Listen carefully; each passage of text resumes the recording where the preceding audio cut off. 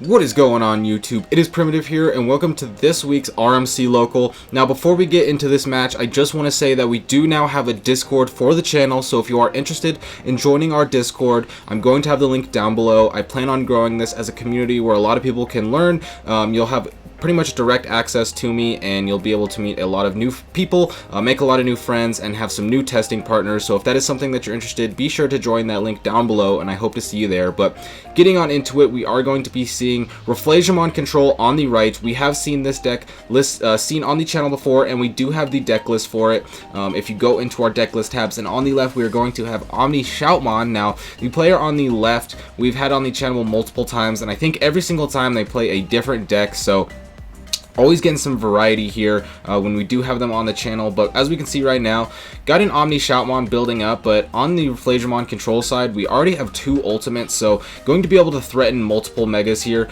In this list, we do know that there is Stingmon and Nidhogg, so with Shoutmon being a deck that is susceptible to suspending a lot, you are going to have a lot of targets in the mega slot to pretty much shut down what your opponent wants to do. So as the Shoutmon player, you have to be aware of that. I'm sure they already know that the Bancho and the Nidhogg are both coming out, of course the Rafflesimon as well, but being able to swing over the Shoutmon if it does go ahead and go for those swings is going to be super huge, and being able to shut down the game. I feel like in this matchup versus Shoutmon, they're going to have 1 to 2 big swings, and if you can shut those down pretty easily, then you're going to be able to go ahead and, as of right now, with the blocker on board, you are doing a pretty good job at shutting down the pressure that the Shoutmon has. They are just playing some rookies right now to cycle. We've seen there's been a lot of cards grabbed off of them, so they have a lot of resources to do what they need. They have the Zeeg to be able to attack over Digimon if they need to. They just need the Shoutmon and something like an Omnimon. As the green player, I'd be chilling.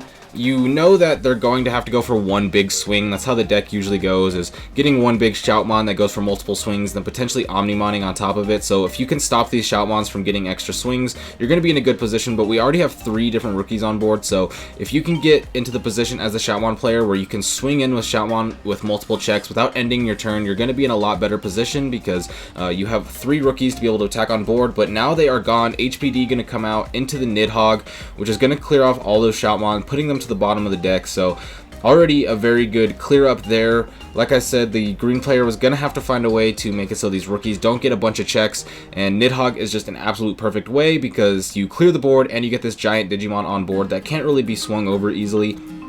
The Lilamon coming in suspended. Now that's going to be something that's a high target to be deleted, but with the blockers on board, everything's looking pretty safe. They aren't going to get popped by the Shoutmon when digivolving, so as far as having things suspended, I don't think you're in the worst position, because you aren't really going to be swung over. If your opponent does attack, it will just be shut down by a blocker, so you just got to keep the board presence coming. Shoutmon's going to come out here, going to decide to put the Zeeg underneath, so it can go ahead and target one of the blockers if it chooses to, and it is going to choose to attack into the Cherrymon, which will get blocked by the Woodmon there.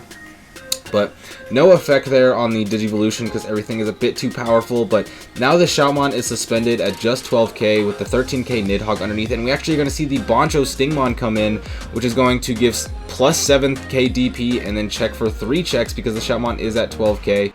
Now that may just be game with what's on board, because the Nidhogg's going to swing and then the Lilamon will be able to go in there. So the blockers on board really shut down the Shoutmon there. They looked like they pretty much had all the things that they needed as far as late game there. We saw the Shoutmons picking up multiple cards, and then they had the Shoutmon in hand.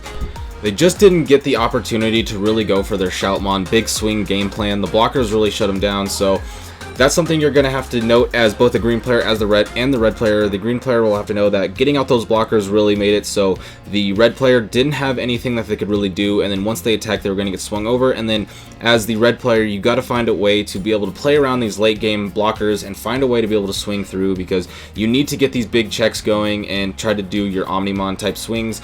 Agumon's going to go in and die, going to double swing out, so just trying to get some aggression out. Decided that they don't want to build up, or just don't have the champion, as we're going to see the Shoutmon played here. That play could have been highly threatening, except for the fact that we're going to see the Lilamon come out, which is going to suspend it and then gain 2k DP from the Yokomon, so it just easily gets swung over.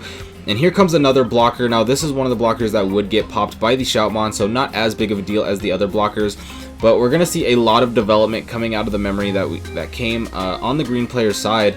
Now, red player is going to have to find something to develop here, not having the most amazing and just hard plays the Shoutmon. Oh my goodness, Flower Cannon coming out, going into Nidhogg, swinging, no need to Digiburst there as you just have the attack going over, so board cleared once again.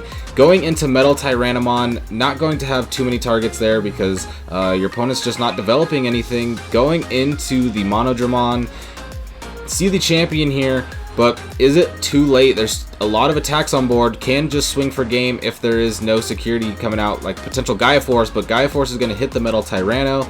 So as of right now, you are alive this turn, just 3 checks to the 3 security. The Gaia Force pretty good there. But the thing is going back onto your next turn, how do you survive? I mean, you're going to have to do something here to make it so that your opponent doesn't kill you, but you just have 5 checks to your 3 security. The Rafflesimon's out, so if you do play something, even to try to get it into a Shoutmon, you're not going to be able to do it. But as we're going to see here, play the blocker, but the Rafflesimon shutting down its ability to block, so just a dead hard play there. Swinging, is there any Gaia Force coming out again? There is another Gaia Force which is going to hit, but then the Lilamon gets thrown like a Naruto Shuriken in for game. So with that being said, that was going to be round 2. I will be back soon for round 3, but if you enjoyed, be sure to like and subscribe and join the Discord that I mentioned at the beginning of the video. The link will be down below. But with that being said, I hope you have a great day. Peace out.